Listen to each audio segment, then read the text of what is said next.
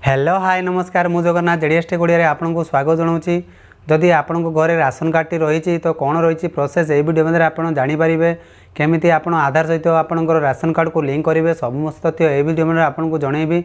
जो राज्य सरकार गाइडलाइन टी जारी कर आधार कार्ड टी को आपंकर तुरंत राशन सहित लिंक कर कहीं जदि आप लिंक करेंगे आपंकर राशन कार्ड टी अचल हो तो केमी लिंक करेंगे ये वीडियो मध्य आपको सर्वप्रथम जनइबी। तो आशा करुँच वीडियो जब आपको भल लगे लाइक करेंगे शेयर करेंगे सब्सक्राइब करेंगे आ जो पाखरे घंटी चिन्ह टी अच्छी दबे नोटिफिकेशन ऑन करके रखिदेवे जहाँफल जिते बड़े मु वीडियो अपलोड करी सर्वप्रथम नोटिफिकेशन आपण पाखे पहुँची पार। तो चलतु आज वीडियो टी डेरी नक स्टार्ट करवा।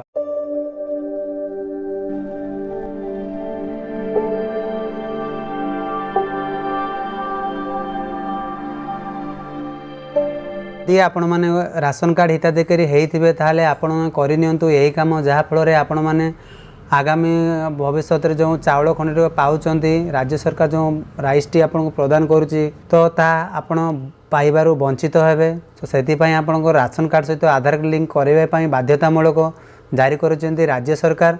जदि आपण मैंने एपर्यंत करना तो तुरंत जाकि करनियंतु कहीं यह नकले आपण को आगामी दिन में राशन कार्ड टी आपंकर अचल हो जहाँफल आपण पाउथवा राशनधारी मानकर जो रही डीलर मान साहाय्य आपन चाउल गहम किंबा अन्य जो सामग्री सब मिलता है ता मिलबो नाही।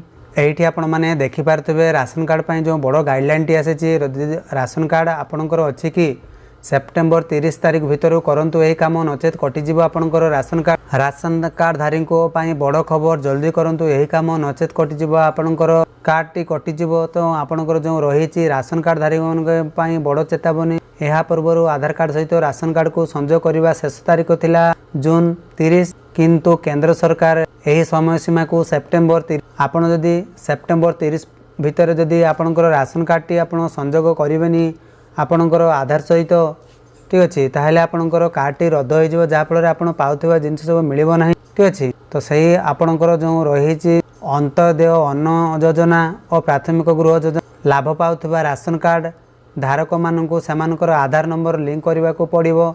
यही कारण सरकार बारंबार राशन कार्ड धारी मान आधार कार्ड लिंक करने को कहते जो मैंने सेमानकर राशन कार्ड को आधार कार्ड सहित संजोग करेंगे से मागणा राशन पाइपर आपण प्रति मासरे सरकार प्रदान करुवा मागणा राशन सामग्री पाइपर।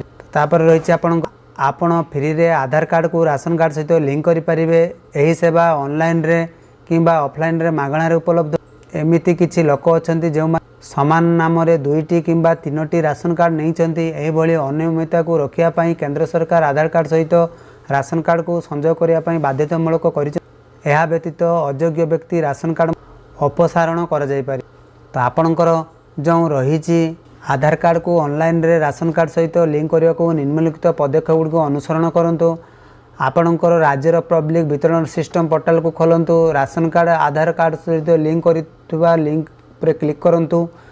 यापर तुमर राशन कार्ड नंबर आधार नंबर मोबाइल नंबर प्रवेश करूँ। आपण को मोबाइल नंबर को पठाउथवा ओटीपी प्रवेश करूँ। आपण ओटीपी प्रवेश करिया मात्रे आधार कार्ड सहित राशन कार्ड संपृक्त हेबो।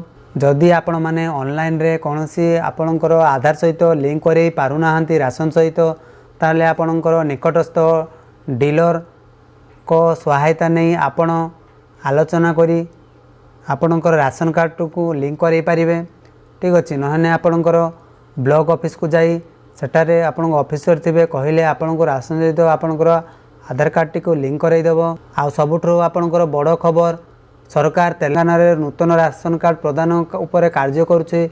सरकार प्रथम थर पर डिजिटल राशन कार्ड प्रदान करने को जाउछंती। नकली राशन कार्ड रो मुक्ति पाइबारु एवं डिजिटल राशन कार्ड देवा को सरकार योजना करुछंती।